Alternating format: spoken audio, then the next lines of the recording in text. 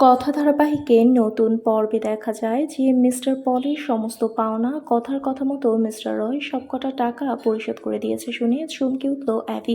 অ্যাভির tension দেখে নিজেই টেনশনে পড়ে যায় কথা। তাই কথা অ্যাভির এই ঋণ শোধ করতে কোনো উপায় না পেয়ে চলে আসে মিস্টার রয়ের কাছে। আর এসে মিস্টার রয়ের সাথে 5,000 প্যাকেট চায়ের কথা বলে মিস্টার রয়কে অ্যাভির ওই ঋণটা শোধ করে দিতে বলে। আর কথার চুক্তি অনুযায়ী মিস্টার রয় মিস্টার পলকে সব টাকা দিয়ে দেয়, কিন্তু এসবের কিছুই জানে না অ্যাভি। এদিকে অ্যাভি তার ক্যাফের বেচাকেনা থেকে অর্ধেক টাকা ম্যানেজ করে মিস্টার পলকে ফোন করে। আর অ্যাভি অর্ধেক টাকা ম্যানেজ করেছে বলতে অ্যাভির কথা শুনে মিস্টার পল অ্যাভিকে বলে, আপনার সব টাকা মিস্টার রয় নামের একজন আমাকে দিয়ে দিয়েছে।